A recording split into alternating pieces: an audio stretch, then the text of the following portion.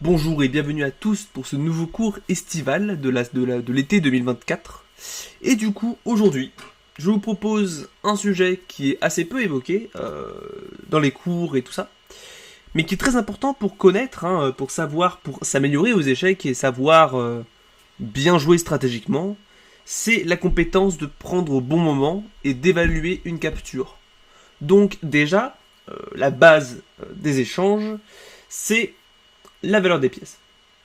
Donc, l'idée, c'est que toute pièce a une valeur qui a été déterminée par des grands maîtres il y a de cela bien longtemps, qui sont assez universelles. Il y a certains petits changements qui se font des fois à très haut niveau, mais c'est en décimale, donc on va pas parler de ça. Mais du coup, on va parler des valeurs de base des pièces qu'on apprend à tout le monde. Tout joueur qui commence ses échecs et qui veut apprendre la stratégie et bien jouer aux échecs doit apprendre la valeur des pièces pour savoir quand gagner du matériel. Et du coup, un pion vaut un pion. Là-dessus, ça va. Normalement, ça devrait aller. Donc, ça vaut 1 point. Ici, un cavalier ou un fou, ils valent 3 points. En gros, un fou est l'équivalent de 3 pions. Dans la grande majorité du temps. Pareil pour un cavalier. Et un cavalier est équivalent à un fou. Ensuite, les tours valent 5 points. Donc c'est équivalent à 5 pions, à un fou et 2 pions, un cavalier et 2 pions, ou même, par exemple, une tour et un pion sont plus ou moins équivalents à un cavalier et un fou. C'est pas vraiment vrai qu'on va voir plus tard, mais c'est pour vous dire la règle générale, c'est ça. Une dame, elle, vaut 9 points. Donc vous avez compris la chanson, c'est équivalent à une tour, un cavalier et un pion, 3 pièces, vous avez compris. La seule pièce qui n'a pas de valeur, évidemment, c'est le roi, parce que si on le perd, on a perdu la partie, donc ça ne sert à rien de lui donner une valeur. Donc, si jamais, en prenant compte de ces valeurs, vous gagnez des points par rapport à votre adversaire, c'est un bon échange déjà. La grande majorité du temps, évidemment, il y a des exceptions, mais voilà. Par exemple, cette position, c'est aux blancs de jouer. Ils voient que leur pion ici, en G2, est en prise. Vous notez que le fou ici, en B7, attaque le pion. Et ils peuvent se dire, ok, je vais le défendre en l'avançant. Mais ici, du coup, faisons un petit point. Le fou ici, en B7, attaque ici la tour en H1. Donc, on peut se demander si c'est un bon échange. Donc du coup, fou prend. On a gagné 5 points. Les blancs prennent, ils ont gagné 3 points. Et l'échange s'arrête là. Donc on a gagné 5 points et les blancs en ont gagné 3. Donc ok, on a perdu 3 points, mais les blancs en ont perdu 5 aussi. Donc, l'échange est bon, on a gagné 2 points. Je vois beaucoup d'amateurs ou de débutants qui se disent « Ouais, mais j'aime pas parce que je perds un fou. » Mais non, vous perdez pas un fou, vous avez un fou contre une tour. Donc il ne faut pas avoir peur de liquider les pièces si l'échange est bon pour vous et si vous gagnez des points. Par exemple, ici, vous notez là, j'avais 2 pièces pour la tour. Et après avoir pris comme ça la tour, j'ai simplement une pièce de plus. Donc c'est extrêmement bien pour moi. Parce que du coup, ça veut dire que j'ai 3 points de plus niveau matériel. Donc c'est incroyable. Donc maintenant qu'on a vu un peu la base, c'est-à-dire si jamais on gagne des points de matériel, il faut prendre, on va passer à la partie un peu plus dure qui sera sur les échanges de pièces de même valeur. Ici, par exemple, j'ai pris une position qui pourrait survenir dans une partie assez possible. Ici, c'est au coup 7, donc on va passer assez rapidement à l'ouverture. D4, D5, KVF3, KVF6, fou, pour moi. E3, E6, fou D3, prise, KVF6, KVC3. Donc cette position est assez logique. Les deux côtés ont respecté les principes de l'ouverture. Évidemment, je ne me suis pas attardé dessus parce que c'est pas le sujet. Ici, les noirs jouent fou D6, qui est un coup qui est naturel. Il développe, prépare le roc, mais là on voit assez rapidement que évidemment le fou est en prise en F4. Si jamais on vient par exemple développer le cavalier, il y aurait simplement fou prend fou, et après E prend fou. Là ici vous notez qu'on a vraiment des pions qui sont de très mauvaise qualité, on a des pions doublés isolés en colonne D qui sont par conséquent très faibles et vulnérables, donc c'est pas une bonne décision. Donc du coup on a deux choix ici. Je pense que même cavalier GE2 est probablement possible, mais c'est pas... Ici, en gros, on a deux choix. Soit on prend, soit on va en arrière. Si vous avez envie d'essayer de trouver la solution, je vous invite à mettre pause actuellement. Donc, si jamais vous avez dit que c'est mieux de prendre, je comprends votre idée. L'idée étant de libérer, s'enlever la pièce active des noirs qui attaquaient notre fou, et après, dame prend, peut-être jouer cavalier F3 et roquet. Donc je vous comprends complètement. Mais, attention, pour bien voir si c'était bon, je vous propose de voir avant l'échange, donc on avait cette position, et après l'échange où on avait du coup cette position. Qu'est-ce qui s'est passé? Les noirs se sont débarrassés de leur fou, mais ils ont activé leur dame. Les noirs, eux, les blancs se sont activés leur fou, mais ils ont pas, enfin ils ont échangé leur fou, mais on voit que ça n'a pas amélioré leur position. Pour que ce soit un bon échange, en réalité, il faut que ça respecte un des trois principes. Soit il faut que ça améliore votre position, que ça détériore la position de l'adversaire, ou que vous échangez une de vos mauvaises pièces contre une bonne pièce adversaire. Et ici, on n'a pas particulièrement amélioré notre position, hein. Bon, on l'a pas détérioré, mais on l'a pas amélioré, et on a surtout amélioré la position des noirs, parce que eux, ils ont activé leur dame. Et ils sont prêts à simplement jouer C5, cavalier 6, petit roc, et eux, ils sont prêts à vraiment sauter sur l'occasion et vraiment avoir beaucoup d'activité. Et en plus, notre fou était très actif, donc on n'a pas échangé une mauvaise pièce contre une bonne pièce adversaire. Donc du coup, aucun des trois principes est respecté. Cet échange n'était pas très bon. Il n'était pas mauvais, il était un peu inutile, si je puis dire. Mais du coup, quel était le coup? Si jamais du coup vous avez dit fou G3, félicitations à vous. On garde l'attention. Notre fou est très actif, ok, le fou des noirs aussi. Si jamais il rock, déjà on va jouer cavalier F3 suivi de petit rock et on sera extrêmement bien. Donc ça c'est bien.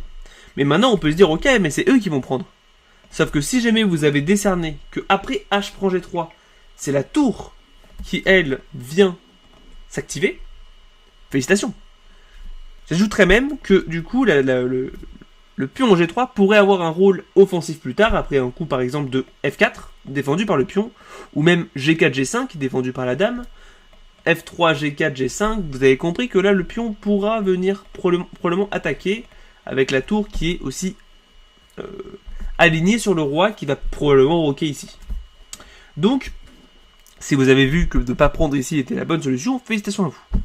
Maintenant, une autre position, qui est même encore plus tôt dans la partie, serait après E4, 5, cavalier F4, cavalier F3, cavalier C6, fou B5, attaque le cavalier, et les noirs jouent à 5. Ah si, je veux dire.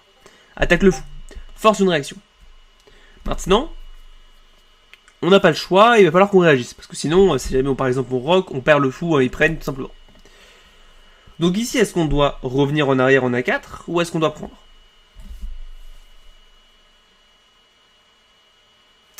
Si jamais vous avez dit prise, ça va, mais vous notez ici, après qu'ils reprennent, que toutes les pièces s'ouvrent.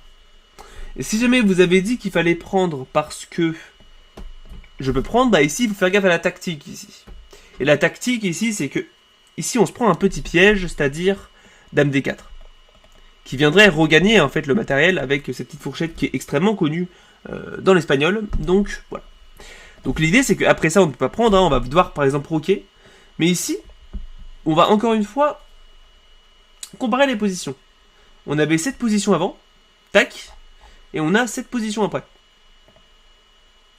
On n'a pas l'impression qu'il y ait grand chose qui se soit passé en fait. Les blancs ont roqué, mais on voit très rapidement que les noirs, eux, ont réussi à activer toutes leurs pièces.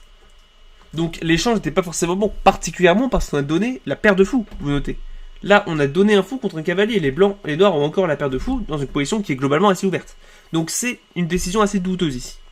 La décision qu'il fallait faire ici, pour le meilleur coup, c'était fou à 4, ici. Pour venir garder le fou, garder l'attention et on peut se dire ok, mais j'ai bougé mon fou et il fait rien ici. Bah si en fait. Déjà on garde la paire de fous. Mais surtout le fou pourra venir peut-être en B3 pour attaquer le pion, mais peut-être même en C2. Après un coup préparatoire de C3.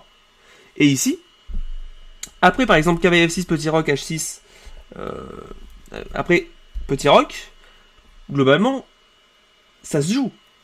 Et les noirs, on n'a pas l'impression qu'on a amélioré leurs pièces, et ils sont un peu sens dessus-dessous. Mais vous voyez, là, on n'a pas... Si jamais on prenait, on n'améliorait pas notre position, on ne détériorait pas notre position de notre adversaire, et on n'échangeait pas une de nos mauvaises pièces. Donc, ce n'était pas un bon échange. Ici, par exemple, on pourrait jouer... On a toujours des menaces de prise puis de prise, on pourra se développer tout simplement. Globalement, c'est une position qui est très théorique, et c'est la ligne principale de la rue Lopez, pour vous dire que ne pas échanger est souvent une bonne idée si jamais ça ne respecte pas ces trois principes que je vous ai dit. Maintenant, encore une fois, on va voir un exemple de fois où prendre n'est pas une bonne idée. Donc c'est dans l'italienne. E4, E5, cavalier F3, cavalier C6, fou C4. Fou C5, D3, cavalier F6. Donc cette position est très populaire, hein, c'est très logique. Toutes les pièces sont développées. Et ici, vous voyez, les noirs ont 3 pièces de sortie et les blancs en ont 2. Et on peut se dire, ok, j'ai une ligne forcée qui peut m'intéresser. Et beaucoup d'autres de débutants la jouent. C'est cavalier G5. Pour venir attaquer, vous notez ce petit pion en F7 qui est défendable que par un seul moyen. Et c'est ce petit coup de petit roc. Pour défendre de la tour. Et après, cavalier prend, tour prend, fou prend, roi prend, on peut se dire, c'est bon pour moi. J'ai gagné une tour et un pion et il a gagné 2 pièces. Donc ça fait 6 points chacun.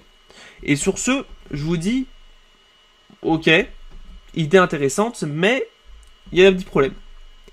Déjà, en général, c'est une règle d'or, 2 pièces sont souvent plus fortes que la tour et le pion. Mais surtout, encore une fois, comparons les positions. Quand on compare cette position-là, où toutes les pièces sont sorties et tout est actif, à cette position-là, qui c'est qui est perdant dans l'histoire? Les blancs ont perdu leur cavalier actif et, autant pour moi, ont perdu leur cavalier actif et leur fou actif. Les blancs, eux, ont gardé toute la position, mais ont peut-être un peu affaibli leur roi. Bah, évidemment, les noirs sont mieux ici, parce que toutes leurs pièces sont actives. Et auquel leur roi est actif, mais ils pourront simplement jouer roi G8, et puis jouer ensuite tranquillement, hein, parce que le roi est complètement sécurisé. Alors que les blancs, eux, ok, n'ont pas de matériel en moins, mais ils ont aucune pièce active, et ils sont complètement passifs. Donc, on voit que l'échange n'était absolument pas bon, parce que non seulement il n'a pas détérioré la position de l'adversaire, il a amélioré la position de l'adversaire, il a détérioré notre position, et on a donné nos pièces actives contre une pièce qui, globalement, j'ai envie de dire, la tour en H8, ici, là, la tour en H8, était loin d'être active. Donc, aucun des trois principes à respecter, c'est un échange qui est très mauvais. Maintenant, j'ai envie de voir des positions où cette fois-ci prend des bons. Et ici, vous voyez qu'il y a une partie avec des noms. Et c'est parce que c'est tiré d'une de mes propres parties que j'ai faites l'année dernière. Et ici, je vous propose de voir un échange qui est bon. Donc après quelques coups, on arrive à cette position. Donc il a joué fou G3, il a joué petit roc. Il a joué petit roc et ici, est-ce que il y a une bonne capture?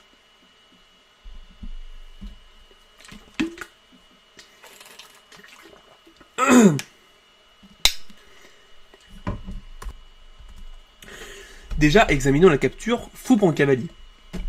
On voit assez rapidement que le problème de ce coup, c'est qu'on aide les blancs à activer leur cavalier ici en D2. Leur cavalier est maintenant actif, leur fou est toujours là. Et on a juste donné un fou qui était globalement actif pour ce cavalier qui était globalement très passif. Donc on voit que cet échange n'est pas bon assez facilement. Mais moi, du coup, dans la partie, j'ai joué ce petit coup de fou prend fou. Un coup qui peut paraître bizarre, parce que normalement on ne prend pas ce fou comme on l'avait vu. Mais souvenez-vous, c'était parce qu'il y avait une tour en H1. Maintenant, ici, quand ils prennent du pion H, ils n'ont plus la tour qui s'ouvre. Mais surtout, j'ai décerné en fait dans la partie que ça détériorait énormément la position de l'adversaire. Parce que du coup, comme on l'a vu, la colonne s'ouvre sur le roi. Mais surtout, ils ne peuvent plus contrer ce clouage qui a été créé il y a quelques coups ici, contre ce cavalier ici. Ils n'ont plus ce petit coup de H3 qui viendrait attaquer le fou. Donc, la position est bonne pour moi. Je n'ai pas amélioré ma position et j'ai pas non plus échangé une mauvaise pièce contre une bonne pièce, mais j'ai détérioré la position de l'adversaire. Et du coup, c'est un bon coup, et c'est d'ailleurs le coup de l'ordinateur. Donc pour vous dire, c'est important de décerner si jamais on réussit à détériorer la position de l'adversaire. Un autre exemple serait dans cette position-là, où là, ici, ce n'est pas une détérioration de la position de l'adversaire, mais après fou D5, est-ce que vous pouvez voir quel est le meilleur coup de l'ordinateur? Si vous avez vu le coup fou E6, félicitations à vous. C'est un coup qui n'améliore pas forcément la position, qui ne détériorera pas la position de l'adversaire. Mais cette fois-ci, c'est l'échange des bonnes pièces contre les mauvaises pièces de l'adversaire. C'est l'inverse.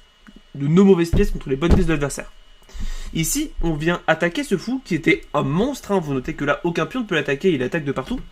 Contre notre fou qui était globalement très passif ici, vous notez en C8. Donc on joue fou E6. Avec l'idée que quand il prend, on va prendre de la tour. Si jamais vous avez vu, pour ceux qui ont vu ça, fou B7 défendu par la dame. Félicitations, hein, j'accepte aussi. C'est la même idée, donc félicitations à vous. Mais du coup, fou E6, c'est le coup que je conseille ici. Et ici, on comprend pourquoi c'est un bon échange. Parce que notre fou vient s'échanger contre un fou qui mettait beaucoup de pression sur notre position. Et après prise, on améliore notre position encore plus. Vous notez avec notre fou qui vient, notre tour qui vient en jeu. Et donc cet échange était très bon. Pour finir du coup sur ce cours, sur cette petite vidéo, j'ai envie de vous montrer une petite position qui est apparue aussi dans une de mes parties. Dans cette position que j'ai joué à la plagne il y a quelques mois, enfin il y a un mois en fait. Ici j'avais les blancs et j'ai prise. Ici, mon adversaire a joué F5 avec l'idée de jouer E4 qui est un coup imprécis parce que j'ai ce petit coup de D6 en fait. J'ai ce petit coup de D6 qui vient quand même bien sauver la partie. Et ici je suis quand même très très bien. Je suis très bien parce que après E4 il y a prise et après prise c'est compliqué, c'est compliqué. Mais globalement c'était pas bien précis. Si vous avez envie de voir la position, vous pouvez voir ma vidéo sur cette partie, c'est la ronde 4 de la plagne, pour vous avoir des explications plus poussées sur pourquoi F5 ne marche pas. Ici à la place, mon adversaire avait un échange qui m'aurait mis très mal et qui m'aurait probablement forcé l'abandon. Ici, mon adversaire n'a juste pas vu ce petit coup de fou prend A3. Et on peut se dire, mais c'est bête, je t'échange ton mauvais cavalier, cavalier au bord, cavalier pas fort, contre un fou qui était quand même assez actif. Mais qu'est-ce que je fais? Et vous avez partiellement raison, mais le problème c'est qu'ici, on a largement des compensations à cause de... Après B prend A3, on voit que la position des blancs est complètement mauvaise. Ils ont des pions doublés, isolés, qui sont à l'aile, donc c'est vraiment des pions qui sont éclatés au sol. Et en plus, après F5, on a la menace de E4, qui va commencer à être un peu plus gênante, parce qu'ils n'ont pas ce coup de D6, parce qu'on aurait simplement E4. Et là, on voit que les blancs, ils sont un peu coincés. Ils ont peut-être un pion de plus, mais ce pion, il va tomber normalement. Il y a E4 qui arrive. Il y a les tours qui arrivent ici. Et si on compare cette position à, par exemple, cette position, on voit que les noirs, ils ont complètement amélioré leur position, et les blancs, eux, ils ont complètement détérioré leur position. Et on voit que c'est extrêmement compliqué à jouer avec les blancs. Donc, pour finir en synthèse cette vidéo, petit rappel sur les principes. Un échange est bon. Déjà, en introduction, on avait vu que un échange est bon si vous gagnez du matériel, si vous gagnez des points de matériel. La grande majorité du temps, évidemment, des fois, il y a des pièges et il faut les voir. Mais si ça gagne du matériel et qu'il n'y a rien derrière, normalement, c'est un bon coup. Après, un échange est bon si ça améliore votre position. Si ça vous ouvre les tours, si ça ouvre vos lignes de fou, si ça prépare le roc. Globalement, c'est des bons coups. Si jamais un échange détériore la position de l'adversaire, c'est aussi un bon coup. On avait vu juste il y a quelques secondes que ici, un échange qui double les pions, qui dédéveloppe une pièce, qui casse un roc, c'est un très bon coup. C'est un très bon échange. Et enfin, échanger vos mauvaises pièces contre une bonne pièce de l'adversaire est aussi un très bon échange. Et donc, il faut le faire. Notamment dans la française, si vous réussissez à échanger votre mauvais fou de case blanche pour les connaisseurs, c'est un très bon échange. Et c'est en général un plan de la française. Donc, j'espère que vous avez bien compris la vidéo, que vous avez bien, que j'ai bien expliqué, et j'espère que vous pourrez maintenant discerner mieux comment échanger, à quel moment échanger, un échange s'il est bon ou mauvais. Et je vous dis à bientôt pour une prochaine vidéo. Abonnez-vous et likez si la vidéo vous a plu, évidemment. Et je vous dis à bientôt pour une prochaine vidéo. C'était Dragonnier Alpin. Tchuss.